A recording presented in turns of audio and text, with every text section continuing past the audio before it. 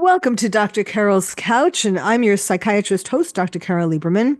Today we're going to be talking about I went to the inauguration, and here's what I saw. It's kind of like, in school when you had to do reports after summer vacation. This is what I did on my summer vacation. Well, this is what I did on the inauguration days, and but I hope mine is going to be a little more interesting than what we did in grade school. Um, First of all, as you know, I before the inauguration, I was evacuated because of the Malibu fires. And for a while, I thought, well, maybe it was just too chaotic. And I thought, well, maybe I won't go because this is just, and not only was I evacuated, but even at home, um, there was no electricity and no wireless and Wi-Fi and it was all kind of a mess. But anyhow, then I realized, no, this is too important. So I got myself together and went to the airport and got on a plane and went to Washington, D.C. First of all, I have been, as you know, if you've been listening to Dr. Carol's Couch, ever since Trump ran in 2016, I have been doing shows that with guests, talking about, why we should vote for Trump, talking about, his plans, talking about why what he wants to do is good for America, and on and on. And you may also remember that when he was running in 2016, I'm sorry, in 2020, I was talking about how Biden had dementia, and how I called it encroaching dementia, and I was trying to warn everybody about it would not be a good idea to vote for Biden because you don't want to have a president with encroaching dementia.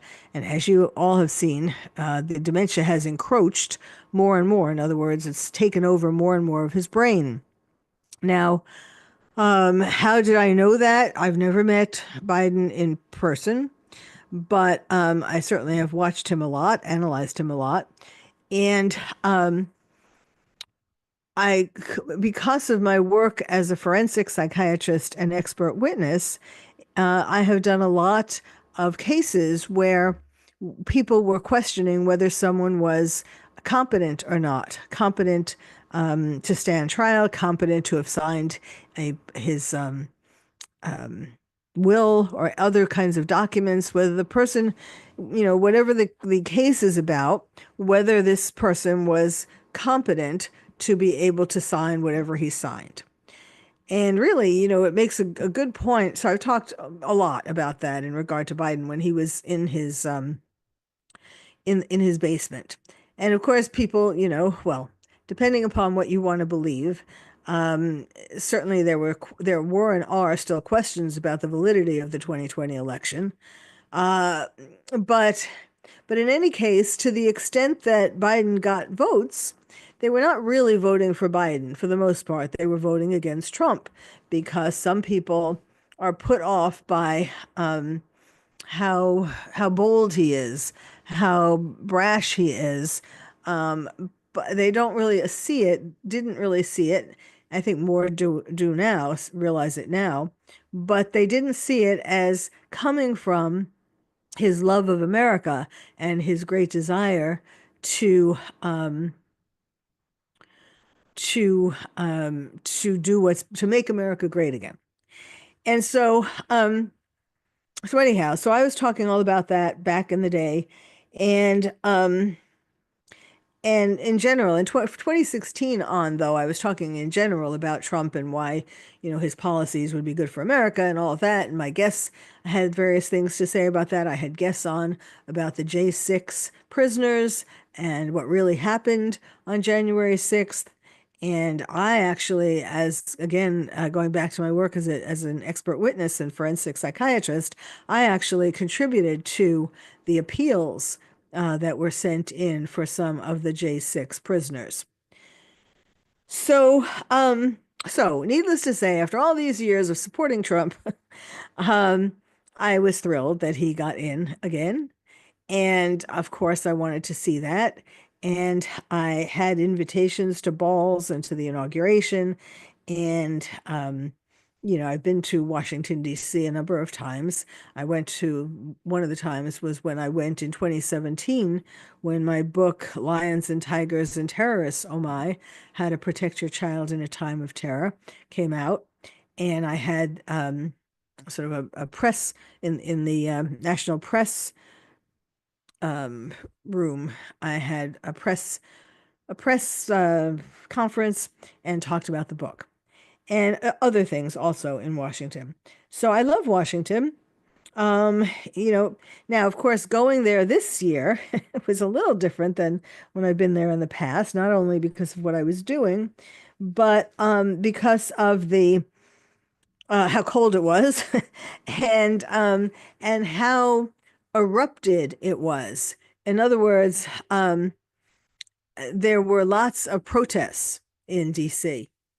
And I was on a flight on the Saturday and I arrived in DC late Saturday afternoon and I stayed at the Rosewood Hotel, which is a lovely hotel in Georgetown, and which was really a good place to be because it's slightly out of the main area of DC, and in the main area, that's where all the protests were. I didn't even really, I'm not, originally I was thinking, no, I'd really like to be in the center, and then then when I saw the protests that were going on, I realized, no, this was a better choice. I mean, it wasn't far from anything, so it was a good choice. So that was so that was Saturday. Then I went to dinner on Saturday night. Um then on Sunday I went to breakfast. I was meeting various people in DC. And I went to breakfast and then I prepared for the balls. And this was interesting because the first ball was at 7 o'clock. It was the black tie and boots ball, and it was put on by the state of Texas, and it was at the Hilton. And the ball was called for 7 o'clock, and so I wanted to be fashionably late, so I had an Uber come at 6:40. Wait, yes, at 6:45 because I figured it would get there around 7:15 or something. And much to my surprise, um, there was a line outside the main entrance because, of course, the security was really tight. And as someone reminded me, that is where Reagan was shot, not killed, but shot. And so it's no wonder they're taking particularly good uh, security. So, they had, so I waited on the line and what they were doing in terms of security, they were also not allowing cars of any kind to come into the in front of the hotel. In other words, usually there's like a U in front of a hotel, and so taxis come and all of that, and Ubers, taxis. I actually am anti-Uber because I grew up in New York City and I always took taxis, and I mean I had my own car too, but when I wanted to take a car, I got taxis, and I really have never forgiven Uber or Lyft for taking the jobs away from taxis, taking the food out of the mouths of taxi drivers. So anyhow, so I don't usually take Ubers, but I did for this, and he had to let me off on the corner, and I had to walk, into the line and all of that. And it wasn't really, I mean, it wasn't as cold as you probably heard about in the media. I mean, in fact, Trump moved his inauguration inside, but into the Capitol, but and supposedly because it was cold. And yes, I'm sure, especially the people who were sitting on the main stage, some of the people in particular wouldn't have appreciated having to sit out in the cold for however long it went on, an hour or something like that. Um, So that was a part of it. But the real reason was security, because there were threats of all kinds that were threatening to attack the inauguration. And so, threats from domestic terrorists, threats from people who just weren't happy that Trump was elected, threats from terrorists, um, radical Islamist terrorists, all kinds of threats. And they really had to do. In fact, the people in Washington said that they had never seen, for any previous inauguration or any previous event, they had never seen as much security as they saw for Trump's inauguration. So, so that was, I think, the biggest part of it, as well it should be, because tr President Trump really needs to, it's hard for him um to to protect himself. I mean, I think he's no, he's not like that normally. He likes to be close to people. He likes to be friendly. He likes to be open, come with an open chest, open arms. And it makes me very nervous, not just during the inauguration, but in general. There are people still looking to assassinate him. It's not over. Just because he won, it's not over. And so it really kind of worries me. Um, so okay, so where am I? So there I was on the line, and then I went through security, which was pretty tight. And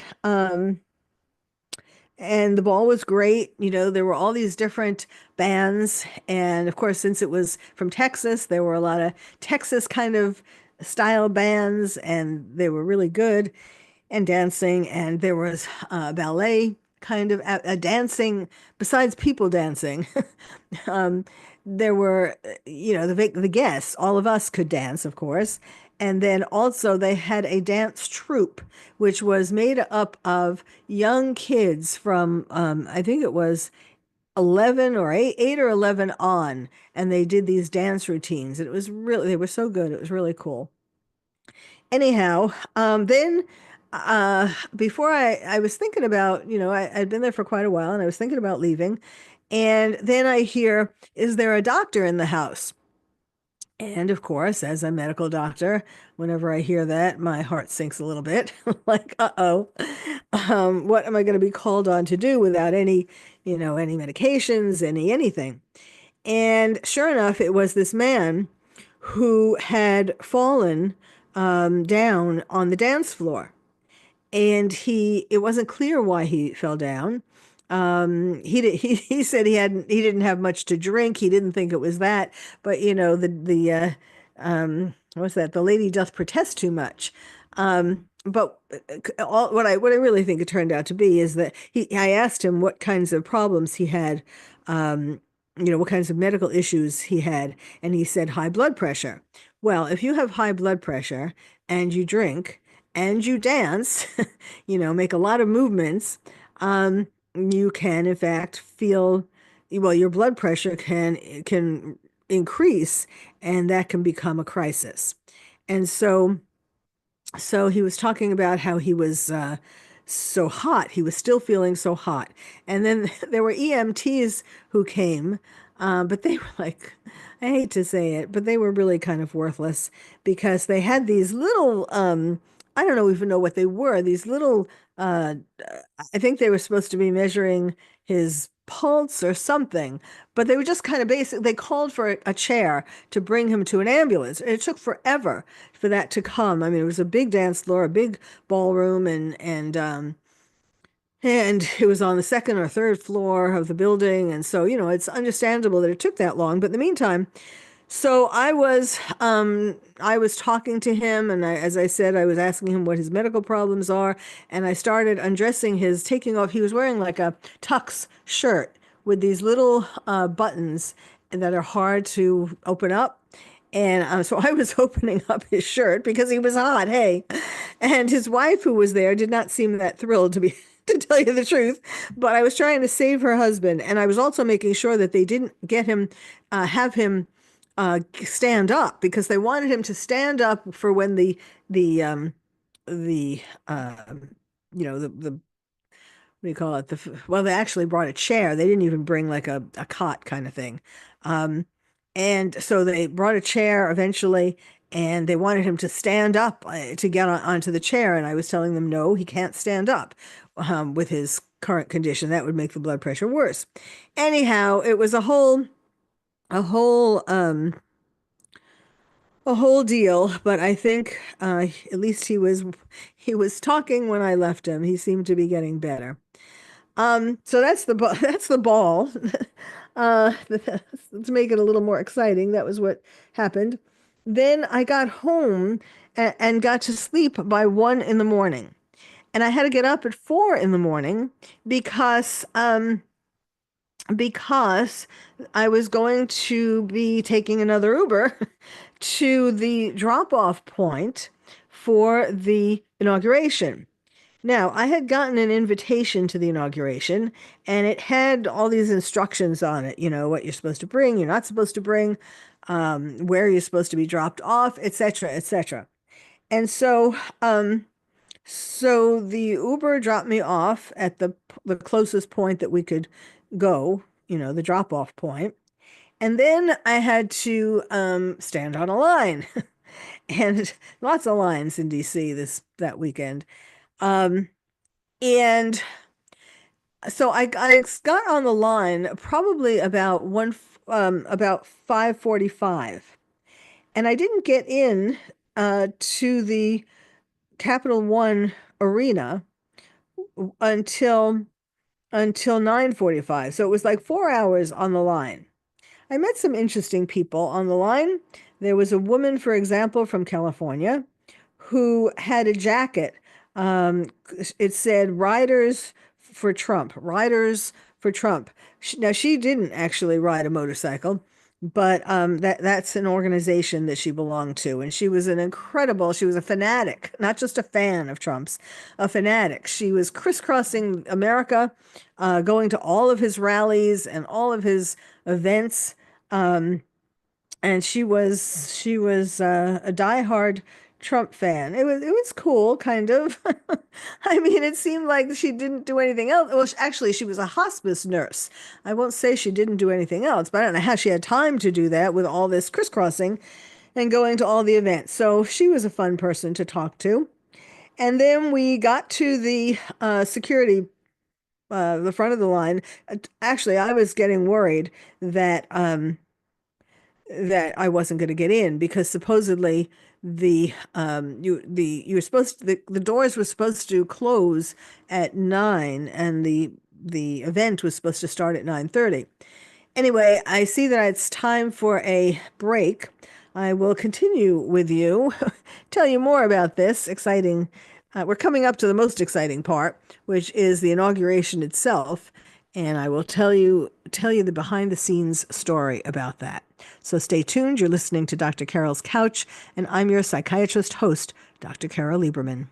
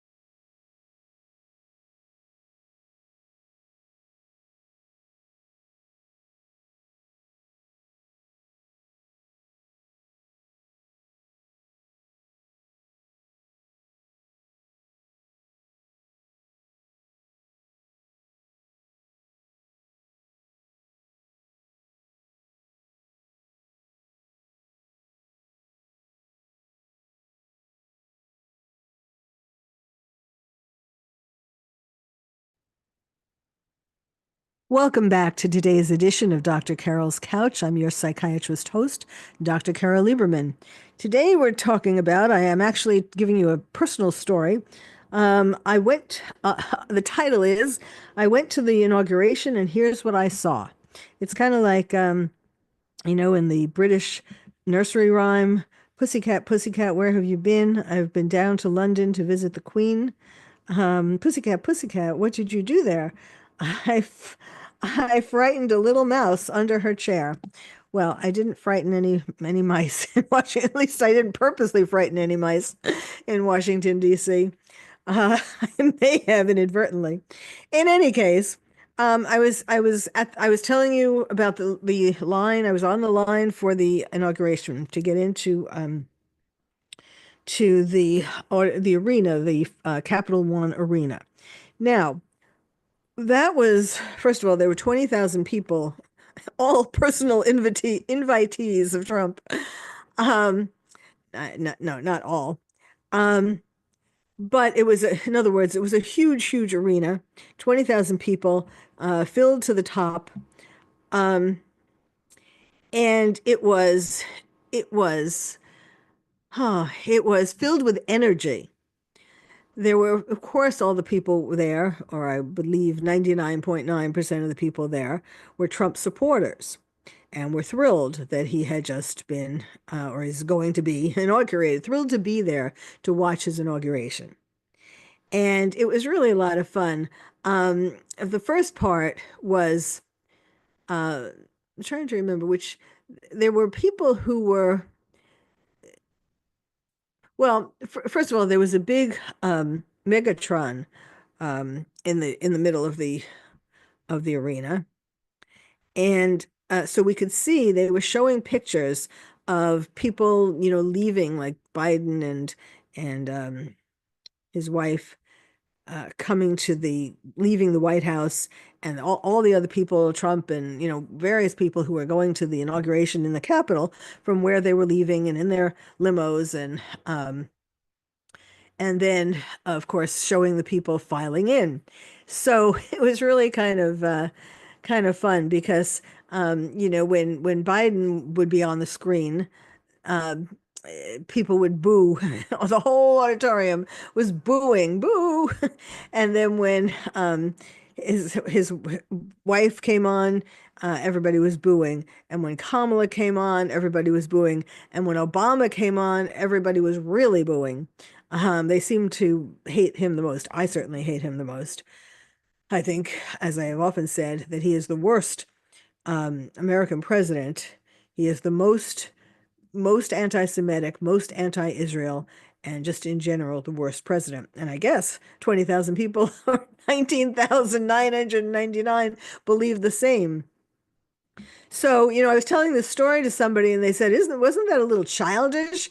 Yeah, I guess in a way it was regressed, but I think a lot of the people there, including myself and including this woman Riders for Trump, really had done a lot to make this day happen. And so it was kind of a release. It was kind of like such excitement and fun and thrill and we felt kind of like we owned it. We deserved it. We deserved to have this fun. And of course I mean the fun was yelling boo and yay, of course, for Trump and his family and for JD Vance, of course, too. Um, but it was like it was an enjoyable sense of regressing because finally all these people are going to get their comeuppance and Trump will be able to do um a lot of great things. And I will be telling you in the last segment of the show, I'm going to tell you some of the things that Trump signed, some of the executive orders that he signed in his first week, like up until today. So, okay, so first there were the people coming onto the stage and coming to the Capitol um and then of course there was the inauguration um formalities themselves, particularly with the inauguration of the formal part of Trump's being inaugurated and J.D. Vance being inaugurated, and and seeing their families on the stage and so on. And it was so adorable with um, J.D. Vance's wife. He too, they were like, they were so affectionate with their children. And clearly, you had to think to yourself, wow, this is going to be a day that everybody there is going to remember, but especially the children. They're going to have these pictures or these videos to look back on. And, it's just a wonderful, they all really deserved it. Now, Trump's inauguration speech was amazing. I hope you heard it, watched it. If you didn't, please, of course, it's on the internet. Please go back and watch it because it is so uplifting. It is just filled with hope. Now, the part that I liked the best was whenever he would talk about before he would say what he's going to do to fix America, make America great again and all, he would talk about what had happened to America, why America needed fixing, and why it wasn't so great. And of course, that implied that the people sitting on the stage, um, uh, Biden and his wife, and Kamala and her husband, well, her husband didn't have much to do with anything, but and Obama, um, that they had screwed up, which of course they had. And what was so enjoyable, what I found so enjoyable was that he was not mincing words. He was not pussyfooting. He was telling it like it is to their faces. I mean, of course, he was facing the audience and the cameras and all of that, but I mean, of course, he was very aware that they were there, and they looked like they were going to be sick. Um, they looked like, like they were squirming in their seats, as well they should. In any case, so then after that, the part of the inauguration that took place in the Capitol, then he came to the Capital One Arena. And the point of that was to sign executive orders, which he did. Now, there was also, before, there was time between the time that he finished his televised speech and the time that he got to the Capital One Arena. And so during that time, there were people who were giving speeches, people who were connected to Trump and his campaign in one way or another. Um, there were, people, some of the people who he had appointed. There were just, I can't, it was, that wasn't the most exciting part of the inauguration, to be honest. We were all just waiting, when's Trump coming already? And there was also a band before he signed the orders. There was also a band. Now, I had been hearing about this band. There's going to be a band. There's going to be a band. And there was a band from the very beginning that had a place in this arena that was playing, for like when people came in and just different things. But there were, this is a little naivete on my part, but it felt like, I was expecting in a parade, I was expecting like, the Macy's parade. Not quite that, but like I thought there would be horses or elephants, or maybe not balloons, like balloon figures inside, but kind of like a circus parade. So that was a little disappointing for me because there were no elephants. But there were bands from various places, and they each had their own distinct uniform, and they were each playing, had their chance to play songs and so on. I mean, it was very nice, just no elephants. And then, of course, Trump sat down to sign his orders, and he would give a summary of what a particular order was before he signed it,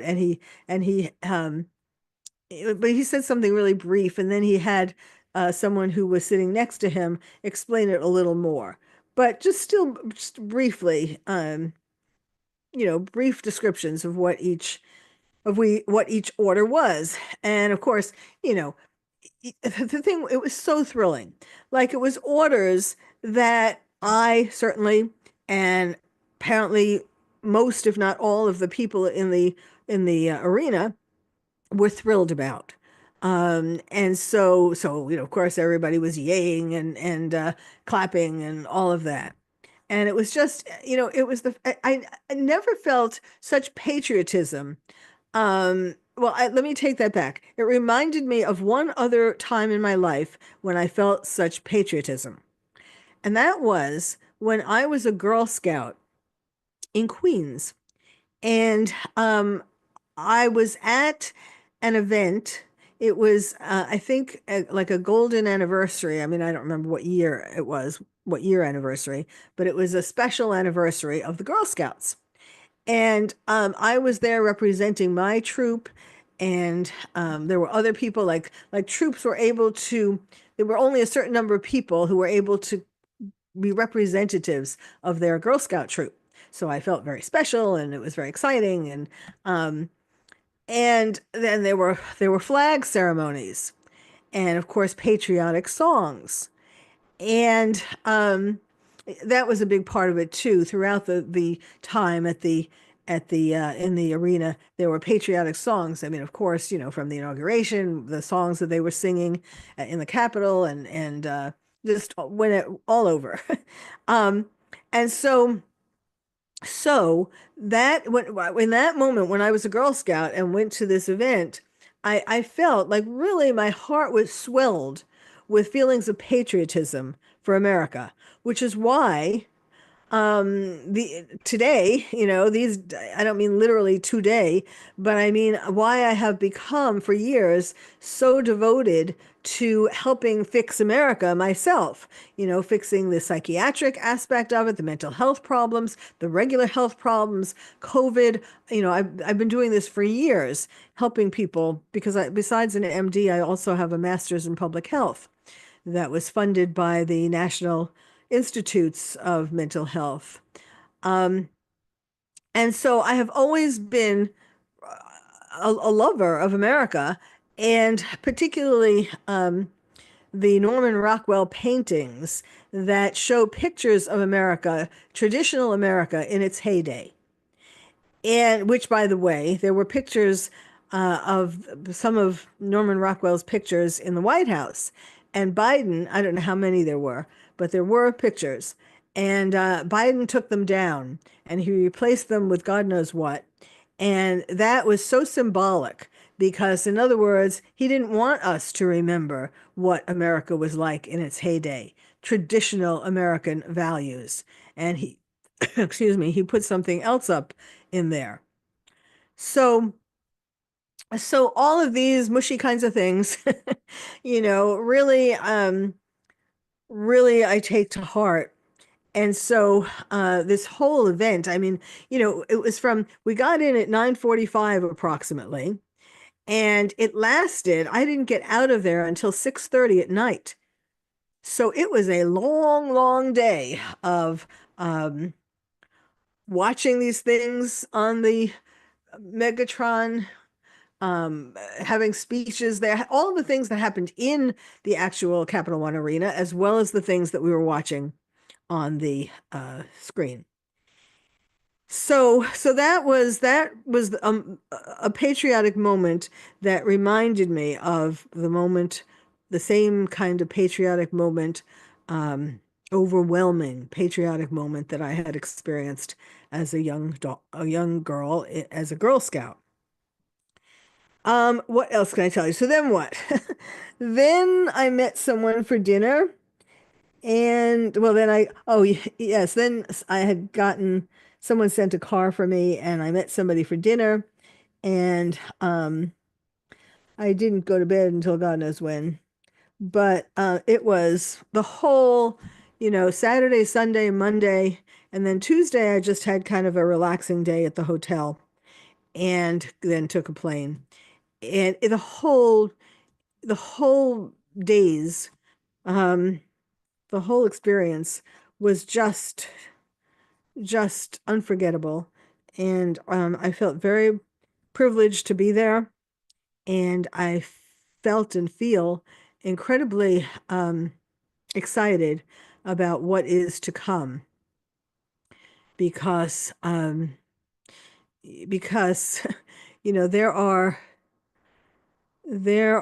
so many changes, so many fixes, so many corrections that Trump has already made. Now, I know some people are kind of thinking, why is he making uh, um, so many executive orders so quickly in his first week? I mean, this is crazy. Why is he doing all that? Well, it's not like he just thought of these things, and thought, oh yeah, that would be a good executive order. I mean, he's been working on this, and with the help of his cabinet and all that, advisors. He's been working on this for a long time, certainly weeks since the election. Well, I guess it's months since the election results. But even before that, well, maybe I don't know. I mean, even before that, he had ideas of what he wanted to do. I mean, he talked about them at his rallies. So he knew what he wanted to do. He knew what needed fixing. And that is why he was able to put them into written form and sign them. And I think, uh, I think, whether you are somebody who voted for Trump or not, you are going to benefit from his being president. And you will see these things. I know it's kind of scary for a lot of people to see all this rush, all these changes. Nobody likes changes, whether it's, executive orders or changing schools or changing, changes in one's life, changing jobs. But I mean, it's very, it puts you into some chaos. But in the end, everyone will be happy, even the people who didn't vote for him. Well, we need to take another break.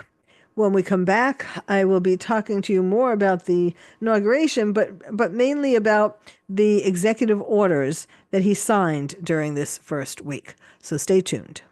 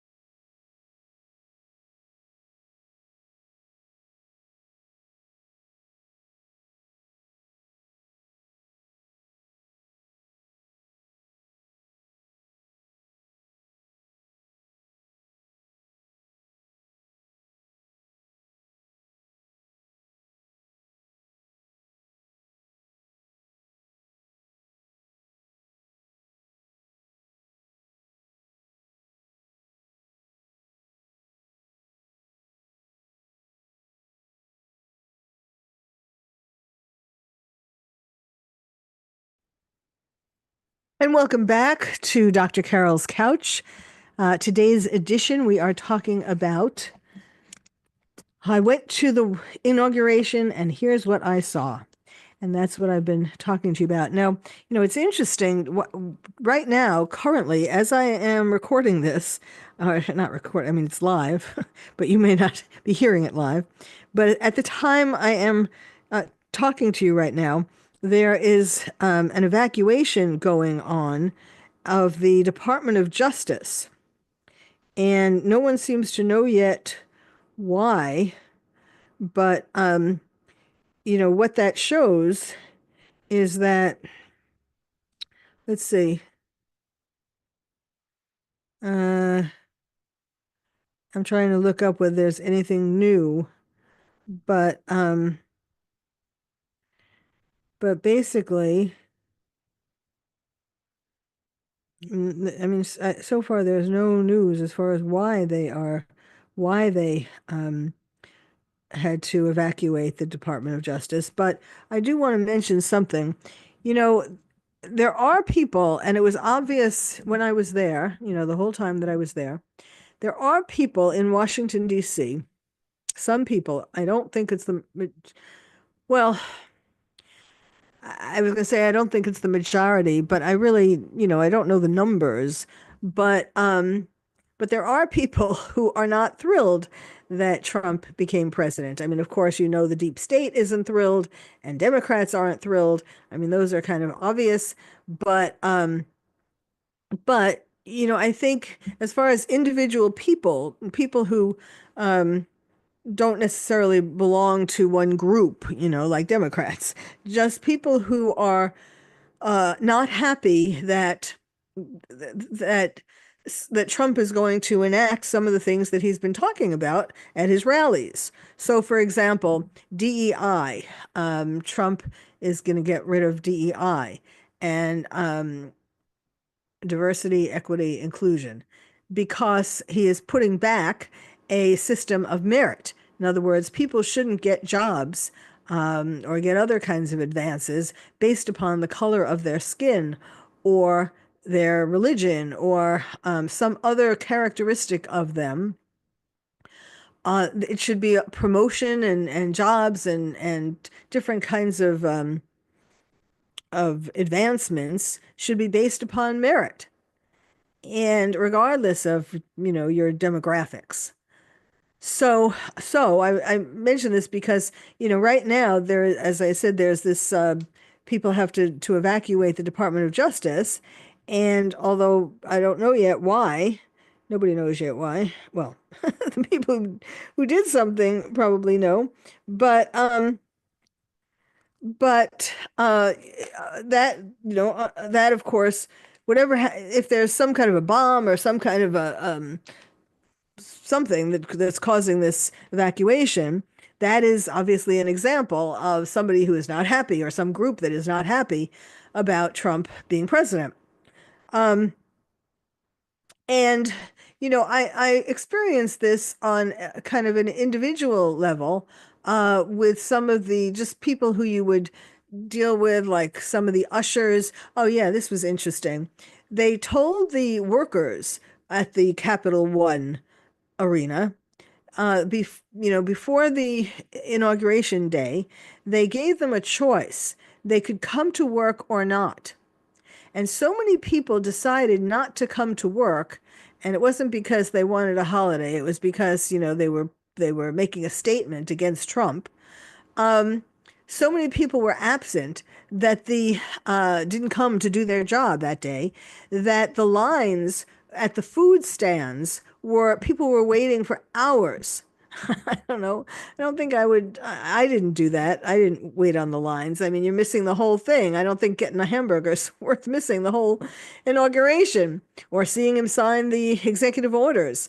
But that's just kind of an example, a little slice of life to show you that there are people who don't like some of, I mean, that's obvious, should be obvious. But I guess what I'm saying is that there will be, I think there will be things happening, protests of one sort or another. And I don't mean just the street protests. I mean, people trying to stop Trump from succeeding. So, for example, in California, where I live, we have this horrible, horrible governor, Newsom, who put $50 million aside to have a campaign to make a plan to do things against Trump, to prevent Trump from putting in place some of his executive orders or, some of the things he wants to do. And so the $50 million sat there in this, mean kind of pot, mean kind of assignment, what that's supposed to be doing. And people who lost their homes, meanwhile, are having to scramble. And and so at the and so there may well be, I mean, I'm trying to tell you to like buckle your seatbelts, that there may well be various things like this thing, whatever it is at the Department of Justice, may be some kind of a person or a group that is trying to um, prevent Trump from doing something, maybe I don't know what they're doing. But but there will be these things. And I saw personally some of the people who did come to work at the arena, but who were not happy with us, the people who came there in a clap, um, and not happy that we were booing Obama, for example, or Biden or Kamala. Uh, they were not very nice to some of us who were there. And I think it was on purpose to show their displeasure with all of our happiness. I don't want to go into it more, and there were some other examples too. There are going to be on a personal level and on a more obvious level, a bigger level, some things that people are going to do to protest, even though Trump won and it was too big to rig this time. But so there's going to be some strange things happening. So buckle your seatbelts, and if you see something, say something. All right, now here are some of the executive orders that he signed in his first week. The highlights. Don't, there isn't time to mention all of them, but I'm mentioning the highlights. Emergency measures to provide water resources in California and improve disaster response in certain areas. Council to assess the Federal Emergency Management Agency, FEMA, because there was all this talk. It wasn't just talk, there was this evidence that they didn't help people who had flags on their lawn to supporting Trump. Declassification of records concerning the assassinations of President John F. Kennedy, Senator Robert F. Kennedy, and the Reverend Dr. Martin Luther King Jr. Designation of Ansar Allah as a foreign terrorist organization. Ending illegal discrimination and restoring merit-based opportunity. Restoring names that honor American greatness. Now, talking about like the mountain and the schools and different things, bringing it back to their original names, not, names that were changed because of to be woke. Designating cartels and other organizations as foreign terrorist organizations and specially designated global terrorists. Reforming the federal hiring process and restoring merit to government service. Ending radical and wasteful government DEI programs and preferencing. Defending women from gender ideology extremism and restoring biological truth to the federal government, meaning that there are just men and women. Establishing and implementing the President's Department of Government Efficiency, the DOGE. Protecting the United States from foreign terrorists and other national security and public safety threats. That I work since 9/11, I have been working as the terroristtherapist.com, writing books about terrorism and helping people in America and in Israel and London and Paris. And so, what really is important to me, one of the most important things is what president is going to protect America from terrorism. Biden made America more vulnerable to terrorism than it was before 9/11. And Trump, if you remember, during his first term, he was very powerful in terms of trying to, uh, tamper, dampen, tamp down terrorists. He destroyed the caliphate, and he did lots of things. He wouldn't sign the Iran deal, the Iran nuclear deal, and all of that, which Obama liked to bring in. Protecting the American people against invasion, reevaluating and realigning United States foreign aid. Declaring a national energy emergency. He wants to use resources that we have in America so that we're not dependent particularly on Middle East countries for oil and things like that. restoring the death penalty and protecting public safety, securing our borders, protecting the meaning and value of American citizenship, realigning the United States refugee admissions program, unleashing American energy, clarifying the military's role in protecting the territorial integrity of the United States, holding former government officials accountable for election interference and improper disclosure of sensitive government information. Yes, that is basically a warning that all those people, who were involved in election interference and improper disclosure of sensitive governmental information are going to probably be brought before Congress. I mean, I think that that's what that order is. Withdrawing the United States from the World Health Organization. Thank goodness for that. The World Health Organization is a very dangerous organization. It is run by Bill Gates and other people who are from the World Economic Forum, people who just want to determine mandates, just like we had for COVID, to make people do certain things, take certain vaccines. I mean, they are planning other vaccines, more vaccines, and they wanted to force people to take these vaccines and force them to do other things under the guise of health, protecting their health. And really, it's to make the people, be locked down or to make them do other things like sheep, so that the World Economic Forum can take over. Initial rescissions of harmful executive orders and actions. In other words, revoking 67 executive orders signed by Biden. Restoring freedom of speech and ending federal censorship. Ending the weaponization of the federal government. Putting America first in international environmental agreements. Putting America first in international environmental agreements.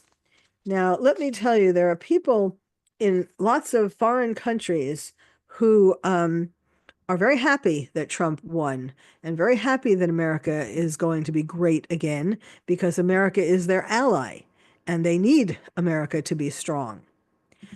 So here's what I did what I did over inauguration vacation. It was not a vacation, but it was really wonderful.